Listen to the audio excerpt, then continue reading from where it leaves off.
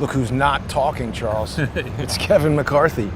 Yeah, I think we'll see whether this is just a Pyrrhic victory for the MAGA crowd or whether it actually will make a difference. But I think McCarthy was a swamp rat. He is a swamp rat. Yeah. And well, wait, before you tell us what you think, I Sure. want to ask you some questions. Sure. Because there's a lot of things, I think most people are confused by this. Because they agree that Congress is pretty ineffective. Which way do we want to go here? And stay in the shade. And then Yeah. I think most people are pretty confused. And the way I'm looking at this, first of all, I think I favor what Matt Gaetz has done here. And without yet being able to process all the details, which I look forward to doing with you today and also in the First Amendment Forum in 30 minutes, it just strikes me that inaction is the default of the meek. Right. And Exactly. we know from cliches that fortune favors the bold. This was at least bold.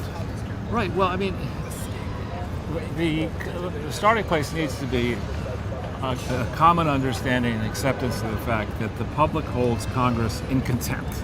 You know, it's not like we're Right. It's not like it's up there at a 65% approval rating. 18%. It's like single or less, depending on certain polls. I think more people favor chlamydia. You know, leprosy. Yeah. But so that's the first thing to understand. The second thing to understand is that we don't need any help from Hakeem Jeffries and Nancy Pelosi and these rabid Democrat idiots deciding how the Republicans should conduct themselves or characterizing what the Republicans have done. The radical left, epitomized by brain-dead AOC and people like her, led by Joe. Led by Joe, are basically mentally incompetent, stuck on stupid, and are blatant liars. So you have Joe going up and saying recently, many different times, he said that he's cut the debt. Yeah, how does he calculate that? By the most recent reckoning, for the period ending September 30th, 2023, the federal debt is up by $2+ trillion. That is not a cut. Now you could say, maybe he's thinking cut as a percentage of GDP. I just don't think he's even thinking. So if the federal government and governments all considered were run the way responsible families run theirs, the first thing you're going to ask yourself is, why in an environment where many costs come down, telecommunications, travel, other costs have come down because of technology, where is it written that government always has to go up in expense?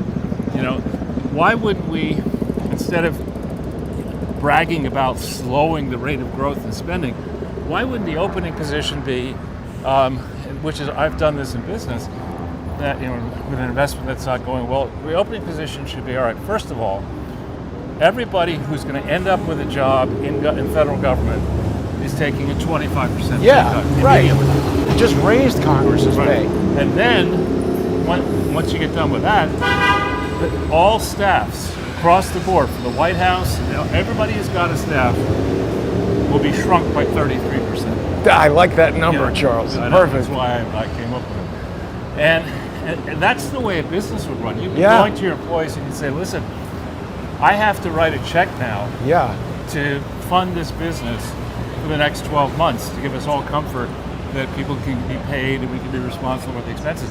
I'm not doing that unless we have these cuts. Right. I'll take the biggest cut. I'll go off sell. But, you know, I am simply not going to continue business as usual. The American public understands that because that's what we're all doing in our lives. Yes. Rich and poor. Everybody. Canceling things. Yeah, we're going saving out to the money. supermarket. Right. And No discovering restaurants. that everything is much more expensive. So we're cutting out luxuries in the supermarket. We're certainly not going out. Excuse me. What a rude. You see the look on his face as he did that? Yeah. Fucking People live to do that. Right. Yeah. They show you. He's still going to be a miserable fool for the rest of his life. But anyway, you cut out travel, vacation travel. Yeah. You know, you're sensible. Selling cars. I know people who had 2 cars, sold one. Yeah. Well, drive less.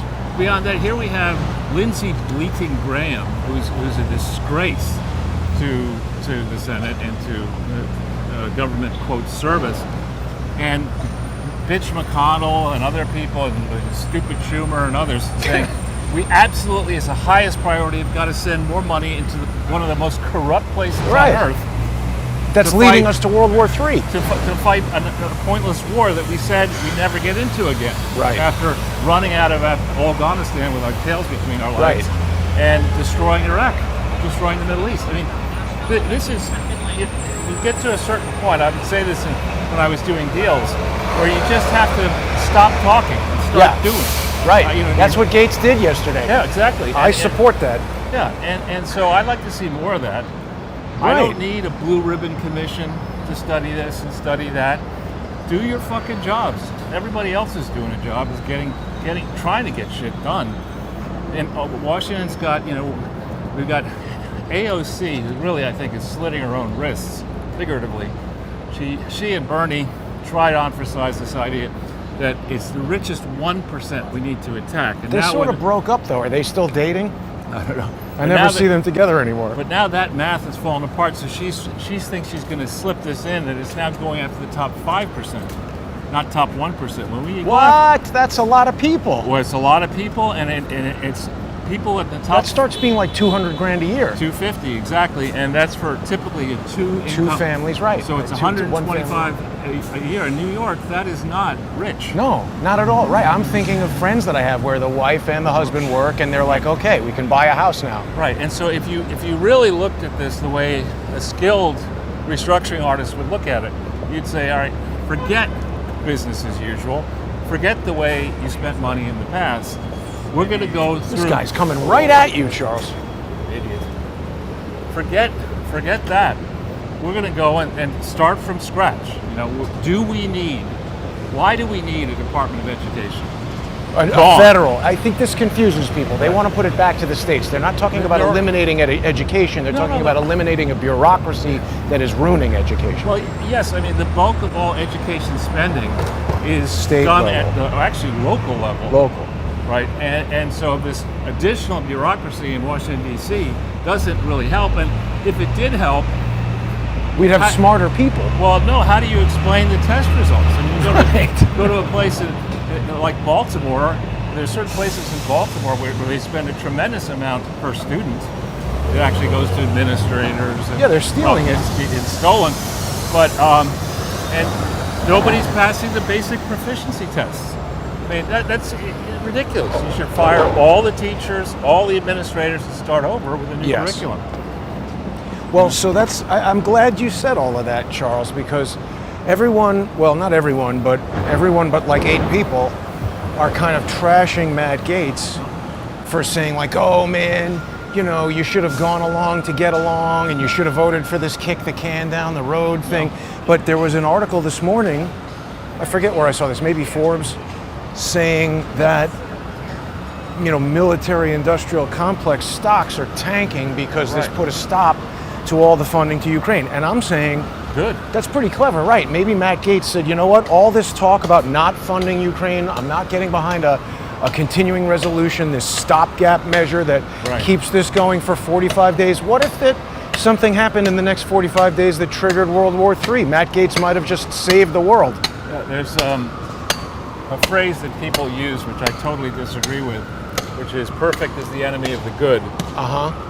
Which is basically an argument for mediocrity. Mediocrity, exactly. You don't get the number 1 players in sports or the number 1 in anything doesn't sit there and say, I don't want to be number 1. It's okay to just try. I'll take a participation trophy. No, they want to not only be number 1, somebody like Djokovic in tennis. Not only does he want to be, and is he, number 1 in the world, apparently he wants to be number 1 for all time in tennis. Right. He's pushing himself relentlessly to set new standards of excellence. That's what we should see in education. As far as warfighting is concerned, I mean, watching that arrogant putz, Mark Milley, trash the former president of the United States, interfere in his administration, daring to call his Chinese counterpart and say, don't care what the president does. It's ridiculous. For that alone, you pick He that should have fuck been up put on trial for treason. and shoot him if he's guilty. I mean, it's ridiculous. Well, I think it's That's the lethal penalty. injection, isn't it? No, Firing squad? I think so. Man, that would be good. asshole nodding at me. There's another guy who just got off the... fresh off boat. So we'll see what happens out of all this. It is possible. The other thing that happened in the dead of night, literally, is that remember Biden was taking victory laps every month for positive economic statistics. They just revised a whole bunch of the statistics downward dramatically for his entire presidency. You know, so there's a George Orwell phrase which is mentioned either in 1984? Well, no, either in Bill Clinton's book, My Life, or whatever it is, which I'm rereading again, is reference to George Orwell saying, "He who controls the past controls the future." Wow. And that's true. And Churchill has said similar things. This is why they're changing history. Right, and so that's what they're trying to do. They're trying to rewrite history. There was a chyron on CNN, over this debacle in the House, saying that the Constitution is an enemy of democracy. What? I know.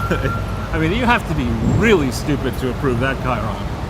But they're doing something, Charles. You know, I was commenting on some stupid crap Andrew Weissman put on X Twitter, and somebody responded to me. Weissman was talking about the Trump trial that's going on and how this is so wonderful. It's not wonderful. Well, what I was saying was, hey, Professor Weissman, as I read this statute, and for our audience, I'm not a lawyer and this isn't legal advice, but the elements of fraud in New York include the plaintiff is relying upon your fraudulent statement and based on that reliance suffers some sort of harm. Actual harm. Right, and money lost. And so my question to Andrew Weissman was, how have you gotten around this and how does the Attorney General have standing to be the plaintiff in this suit? And some stupid communist asshole said, well, it inherently reduces confidence in banks if people are allowed to make fraudulent representations. And so what I'm saying is, how many times has it happened, Charles, where somebody says, hey, I want to sell my house for $1.4 million. They have it on the market for 6 months, and somebody says, I'll give you 1.2 because that's all it's worth. And the person says, okay, I'll take it. Right. And conversely, how often does it happen where I say, well, I'm going to put my house on the market for $1 million, and a lot of people see that and say, oh, wow, you know what, I want that. There's already a bid. Let me bid 1.1, 1.2, 1.3. So now who gets charged with fraud there? Isn't value inherently in the eye of the beholder and not a quantifiable measurement necessarily? Well, I told you, and there are exceptions to this observation, but in general, people who excel at writing are very bad with math. And the people who normally excel at writing, many of those people become lawyers. And so in my experience, when I was active in the deal business, top lawyers often didn't really see instinctively what was going on from a valuation standpoint. And this judge is certainly not a top lawyer. Tish James is a moron. Yeah. And what they don't get, they haven't thought through here, the consequences that are now going to fall on New York City and state, because already have. It's already happened, exactly. We have an office vacancy problem. There's this guy spitting on the sidewalk. We have an office vacancy problem. That this place used to be occupied. This used to be a great business library. It was renovated at tremendous expense. It's now vacant. Right. And the deal business the global deal business used to be headquartered right here. All the restaurants benefited from that. All the hotels benefited. All the taxing authorities benefited from that. Isn't that Salesforce right there? Would a company like that build a building like that? Or Bank of America, that is, I think. No, I think Bank of America's over on 6th Avenue. Oh, well, it's a huge building. That's one Vanderbilt Tower. Or 10 Vanderbilt Tower, whatever. That's that thing that just went up. But the point is that the volume of transactions, both financing and merger and acquisition, divestiture, privatization transactions, exploded as interest rates went down. Now interest rates are soaring, deal volumes are plummeting, and the arguments against New York are just everywhere. Hotel prices are absurdly high. We want to be out of this. And not to mention, the uncertainty is so high. How do you place a value on the future cash flows of a business where you don't know whether we're going to be a totalitarian communist state like Canada, or we're going to Joe reform? Biden voter. What? Joe Biden voter. Exactly. The cabinet mask should go over the eyes and the ears right for most Here's effective. the guy on the sidewalk. Ridiculous. Getting off the sidewalk. This woman is too close to the street. So, what deal people are not going to tell you is what I'm saying. They're not going to say, I'm going to give you advance notice. I just want to let you know we've decided to reorganize our business. Not only are we moving out of New York City, we're moving out of the United States of America. We want to go up. Yeah. Well, they don't want people to know that because they don't want to reduce the value of whatever real estate they're selling, right? Suddenly, if everybody's trying to vacate their offices, you're not going to get a very good price for your building. Right. And it's going to go from being, well, maybe we should stay in New York City to help out because we made our fortune in New York City. It's going to be, we're a publicly traded company. Yeah. Our shareholders are demanding that we exit. And we've done a cost-benefit analysis. Unfortunately, Tish James and Eric Adams and Governor Hochul and Joe Biden have destroyed confidence in government. So we don't have any confidence in the U.S. government, which means that we're going to start shorting U.S. government debt. Get in front of that. We have to make money for our shareholders. And we've decided to move to, let's say, 3 different regional headquarters. Carve up the hedge the risk. Carve up the 24-hour period so you can have 3 8-hour that's a better periods. idea anyway. And you can work seamlessly. That's a better idea. Whatever. See how they're forcing people to come up with better ideas that are going to be detrimental to New York? Right. Whereas people hate this when churches have progressive. Yeah. And this is the church, my Incarnation Church. This is Look. That's very similar to the crazy red tree sculpture in the on the High Line, but why is it twisted like that, like a snake? There's something about that. This is where little Charles went to summer camp for the first time in 1962. Yeah. Wow. Sorry. The summer that will live in infamy. I returned my baseball card collection had been thrown out. That's just furious. Yeah, and probably what value was destroyed there, Charles? It was just, we back in that day, I don't know if you did this as a kid, but what we would do is we'd stand over here and you'd flip the cards and then you the win wall, them. And the person who comes closest wins, and if you can get the card to actually do like this against the wall, you win big. And that's what we would do. Those cards don't have value because they get tattered. Oh, of course, exactly. But it's still fun as a kid. It was a nice memory. I was like really looking forward. I was switching schools. I was really looking forward to coming back and having an increased collection. It's like, huh? You did what? Yeah, why? I don't understand that. My father had a similar story. I think by the time I was a kid, mothers in general basically knew that sometimes stupid shit like that could be very valuable. So no Star Wars toys or comic books got thrown away. That's good. But, I didn't have any Babe Ruth level. My brother had some comic books that are quite valuable. Nice. Well, my parents did many nice things for me. I'm not complaining on balance, but as a parent, you're going to screw up. You're going to get a few things wrong. On balance, you hope you get more correct than wrong. My brother has a Spider-Man comic with the first appearance of Mysterio. He was the villain in the last movie. I think it's worth several $1,000s. Wow. He's got it like in a briefcase, sealed up. Got to be careful when you store stuff like that they don't get wet. Yeah, I don't know. Anyway, that's not important. Right. But so Kevin McCarthy, Charles, obviously he's still in Congress, and the biggest problem, of course, is that we've got Republicans fighting with Republicans and create a real opportunity for people to say, oh, they don't know what they're doing. What is that? I don't know. Probably a food stamp one. But the point of it is, when we go down, I was just talking to somebody before we started. We go down to Washington, and I'm not sure when I want to go there again. I hate that place. I don't think "want to" is the correct. Right. But when we go and we're waiting to get into one of those meeting rooms, often the line will snake around and we'll end up in front of some staff door, and I remember we were standing there one time. You might have been off doing something, but I was standing there holding the place, and this really officious idiot, comes into our faces and said, "You're in the way. Move away from the door. You're obstructing the door." I would have definitely said something I like that. I didn't, but the attitude is... Yeah, they think they're in charge and we're plebes. Yeah, they're public servants. They're not. They say they're public servants, and it's always following a lifetime of stealing from the public service. I've decided to transfer my papers, memorializing all the money I stole out of USAID when I was Secretary. All the great projects I pursued while I was Secretary of State. Didn't they open a wing in the Clinton Foundation for her Secretary of State library or something like that? There is no such provision for a Secretary. But they did, didn't they? They do what they want. That's the moral of the story. The Bidens and the Clintons and the Bushes, they do whatever the fuck they want to do.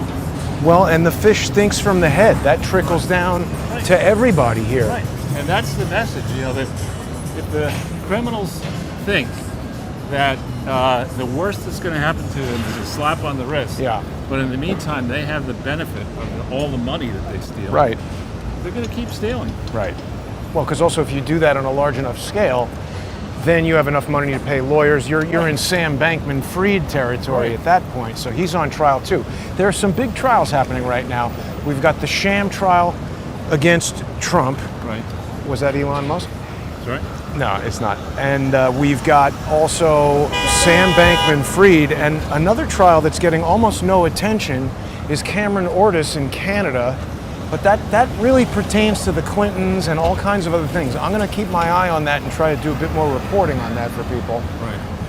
We've got about 3 minutes, Charles, until we continue on to the First Amendment Forum. People are going to be able to join us there on Odyssey.com/@crowdsourcethetruth. Odyssey just did a big migration, and I've noticed it's got some snappier performance as I'm programming the streams. So that was happening yesterday. I spoke with their tech support, and they told me that it went on longer than expected, so it was interfering a little bit with the broadcast yesterday, but they're migrated now to this new, I guess, data center, and it's working really well. So it remains the most economical way for people to support the show and access the sponsor-exclusive content, including the First Amendment Forum, which is coming up next. People can also get that on crowdsourcethetruth.substack.com and subscribestar.com and patreon.com/crowdsourcethetruth. Take us out, Charles, with a closing statement, if you could. Well, one of the things that people are going to need to watch, we've had, until recently, a relatively benign period in the market where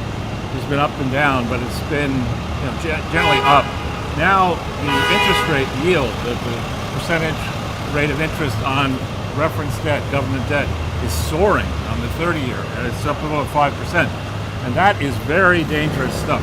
That means investors are losing confidence in this administration's ability to get our fiscal house in order, and we could be... That's what I mean. It seemed like Matt Gaetz, to me, this was one of these situations. Obviously, I've never been in Congress, but I've had occasions in business and in my personal life where all of the options are bad, and you are forced to make the best decision. Like, I'm thinking about my 2 divorces. I knew that either way it went, this is going to be very unpleasant, but this is the decision that needs to be made to start getting on the track of fixing this, and that is what I feel like happened yesterday. Right, I agree with that. And we're looking ahead. There's a long time between now and the election. Right. And there's a lot of damage that this administration does by executive order, by inaction, by bad decisions. Right through the light. On bikes. And, we have to hope. Nobody wants a violent revolution, but Victor Davis Hanson, who's a military historian interviewed by Tucker, says we're already in a revolution. He's right. And I think that is true. And people are too meek in standing up for the rights which we have. We have them. You only lose them if you choose to give them away. You're right. And well, they're struggling to take them from us. I still have one hand on it and I'm tugging. Right, and so my point is, I think people need to be strong, they need to be principled, they need to be fair, but above all, they need to be tough as hell. And call these idiots, Hakeem Jeffries and others, in the Democratic wing out. Progressive economic policy is a policy that assures bankruptcy. It is not, there's no, it's jamrock, jerk, stupid. With that, Charles, we'll see everybody in the First Amendment Forum. Thanks for joining us. Stay right here. We'll see you on the other side.